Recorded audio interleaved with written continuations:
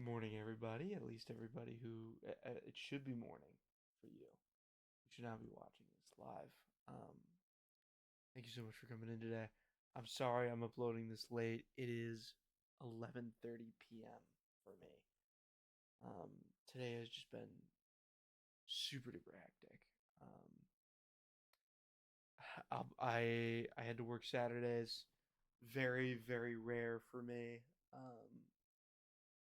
And oh boy, do I not like doing that because this sucks. Um, So yeah, let's just get right into the reading. I'll be honest, I'm gonna be a little hasty today. Um, I am.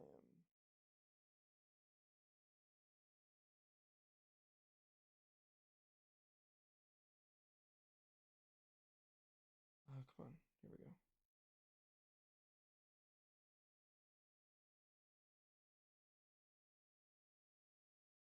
Genesis. We're gonna go to Genesis chapter 26. Isaac and Abimelech. How's my audio coming through? It's coming through all right. Perfect. Um, Now there was a famine in the land, beside the previous famine in Abraham's time, and Isaac went to Abimelech, king of the Philistines of in Gerar. The Lord appeared to Isaac and said, "Do not go down to Egypt. Live in the land where I tell you to live. Stay in this land for a while, and I will be with you and bless you. For to you and your descendants I will give you all these lands, and will confirm the oath I swore to your father Abraham. I will make your descendants as numerous as the stars in the sky, and will give them all these lands, and through your offspring all nations on earth will be blessed, because Abraham obeyed me and did everything I required of him, keeping my commands, my decrees, and my instructions." So Isaac stayed in Gerar. When the men of that place asked him about his wife, he said, "She is my sister," because he was afraid to say, "She is my wife." He thought the men of this place might kill me on account of Rebekah, because she is so beautiful. When Isaac had been there a long time, Abimelech, king of the Philistines, looked down from the window and saw Isaac caressing his wife Rebekah. So Abimelech summoned Isaac and said, "She is really your wife. Why did you say she is my sister?" Isaac answered him, "Because I thought I might lose my life on account of her." And Abimelech said, "What is this you have done to us? One of the men might well have slept with your wife, and you would have brought guilt upon us." So Abimelech gave orders to all the people: "Anyone who harms this man or wife shall surely be put to death." Isaac planted crops in that land, and the same year reaped 100-fold, because the Lord blessed him.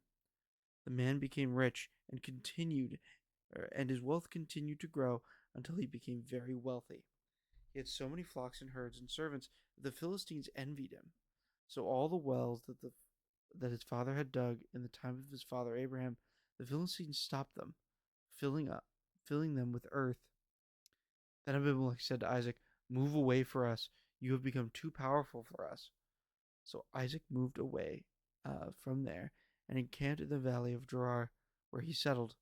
Isaac reopened the wells that had been dug in the time of his father Abraham, which the Philistines had stopped up after Abraham died, and he gave them the same names his father had given them. Isaac's servants dug in the valley and discovered fresh water there, but the herders of Gerar quarreled with those of Isaac, said, "This water is ours." So he named the well Essek, because they disputed with him.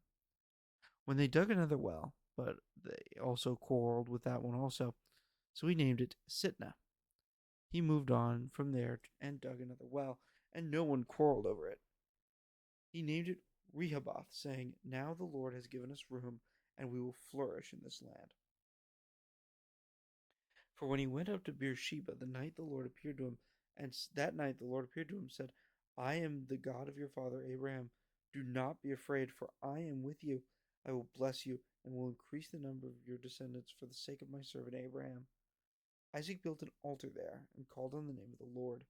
There he pitched his tent, and there his servants dug a well. Meanwhile, Abimelech had come to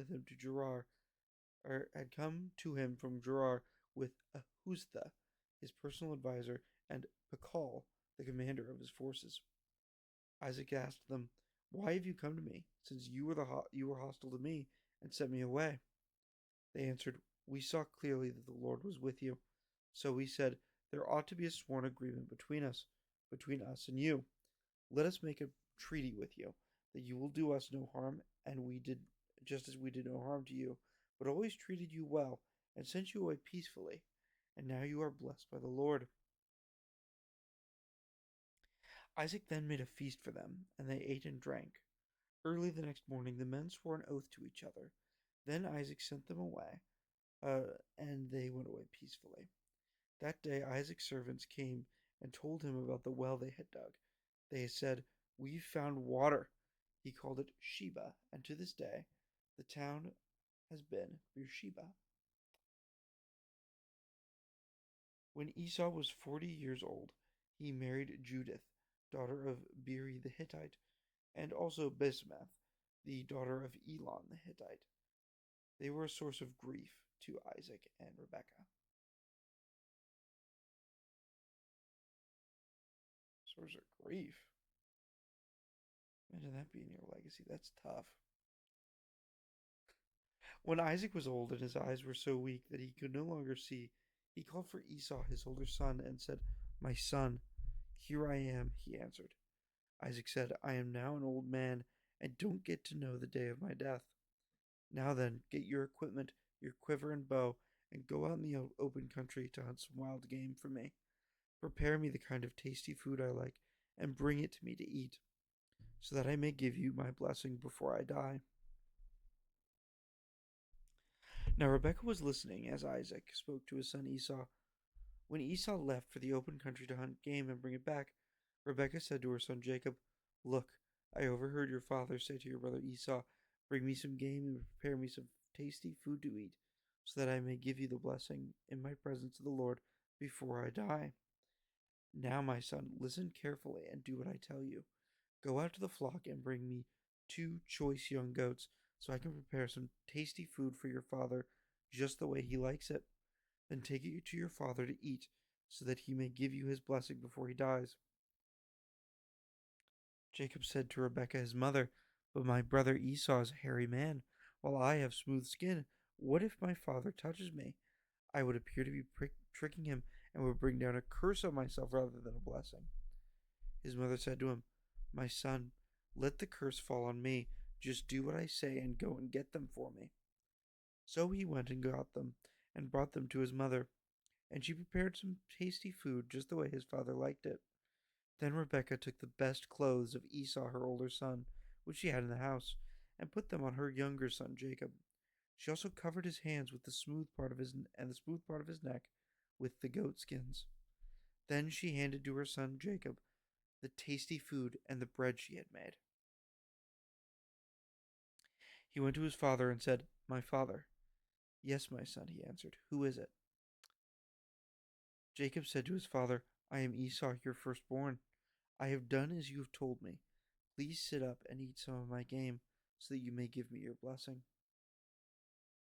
Isaac asked his son, "How did you find it so quickly, my son?" "The Lord your God gave me success," he replied. Then Isaac said to Jacob, "Come near so I can touch you, my son, to know whether you are really my son Esau or not." Jacob went closer to his father Isaac, who touched him and said, "The voice is the voice of Jacob, but the hands are the hands of Esau." He did not recognize him, for his hands were hairy like those of his brother Esau. So he proceeded to bless him. "Are you really my son Esau?" he asked. "I am," he replied. Then he said, "My son, bring me some of your game to eat, so that I may give you my blessing." Jacob brought it to him, and he ate, and he brought some wine, and he drank. Then his father Isaac said to him, "Come, my son, and kiss me." So he went to him and kissed him.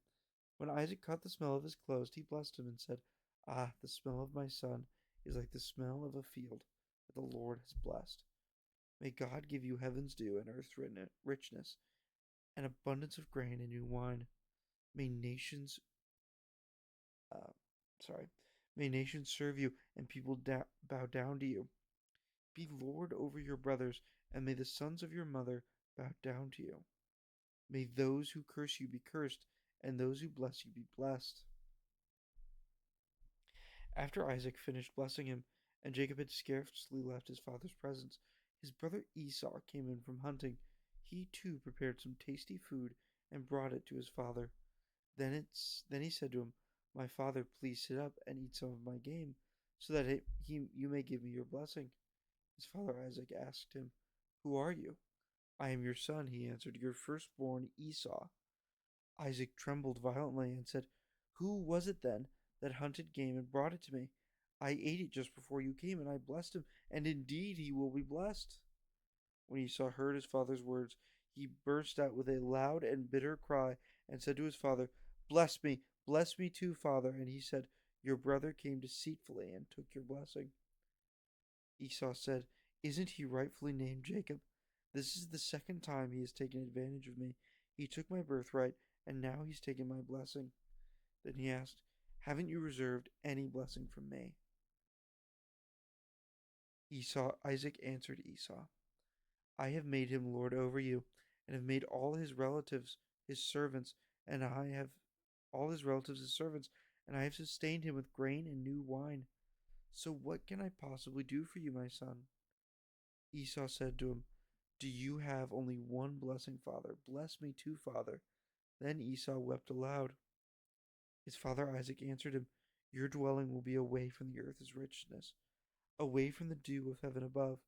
You will live by the sword, and you will serve your brother, but when you grow restless, you will throw his yoke from your neck." Esau held a grudge against Jacob because of the blessing his father had given him. He said to himself, "The days of mourning for my father are near. Then I will kill my brother Jacob." When Rebekah was told what her older son Esau had said, she sent for her younger brother Jacob and said to him, "Your brother Esau is planning to avenge himself by killing you. Now then, my son, do what I say. Flee at once to my brother Laban in Haran. Stay with him for a while until your brother's fury subsides. When your brother is no longer angry with you and forgets what you did to him, I'll send word for you to come back from there. Why should I lose both of you in one day?" Then Rebekah said to Isaac, "I'm disgusted with living because of these Hittite women.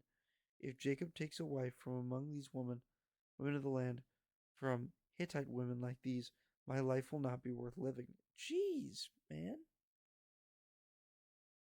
Sarah, it's not that deep. Oh my goodness. We move on to Matthew 8. When Jesus came down from the mountainside, a large crowd followed him. A man with leprosy came and knelt before him and said, "Lord, if you are willing, you can make me clean." Jesus reached out his hand and touched the man. "I am willing," he said. "Be clean." Immediately he was cleansed of his leprosy. Then Jesus said to him, "See that you don't tell anyone, but go, show yourself to the priest, and offer the gift Moses commanded as a testimony to them." When Jesus had entered Capernaum, a centurion came to him asking for help. "Lord," he said, "my servant lies at home, paralyzed and suffering greatly." Jesus said to him, "Shall I come and heal him?"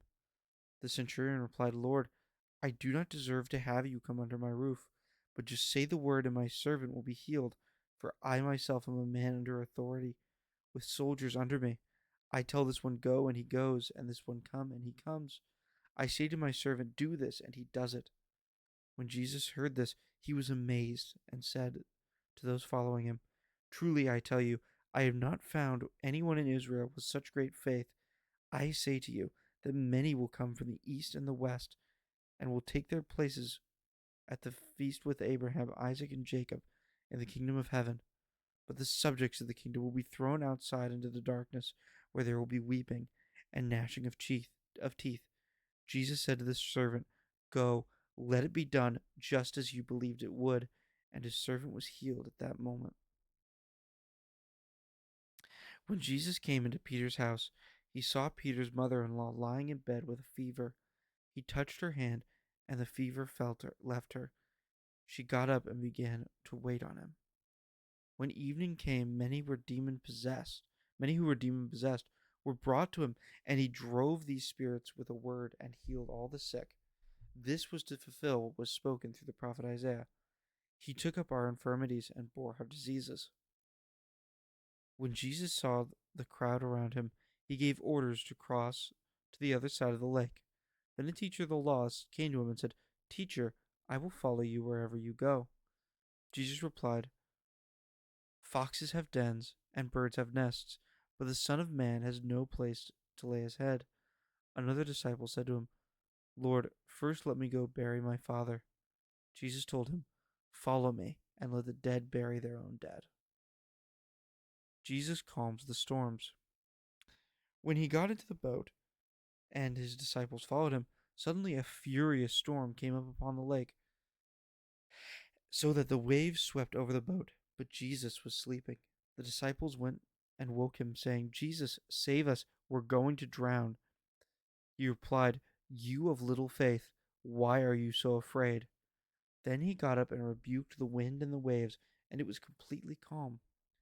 The men were amazed and asked, What kind of man is this? Even the winds and the waves obey him. When he arrived at the other side of the region of Gadarenes, two demon possessed men coming from the tombs met him. They were so violent that no one could pass that way. What do you want with us, Son of God? They shouted. Have you come here to torture us before the appointed time? Some distance from them, a large herd of pigs was feeding. The demons begged Jesus, If you drive us out, send us into the herd of pigs. He said, Go. So they came out and went into the pigs, and the whole herd rushed down to the steep bank into the lake and died in the water. Those tending the pigs ran off, went into the town, and reported all of this, including what had happened to the demon possessed men. Then the whole town went out to meet Jesus, and when they saw him, they pleaded with him to leave their region. Alrighty, and with that, we're gonna end it for today. Thank you all so very much for coming. I apologize. I'm in a bit of a, a poor mood today, so I will leave it at that. Thank you so much for coming. Have a great rest of your day. God bless.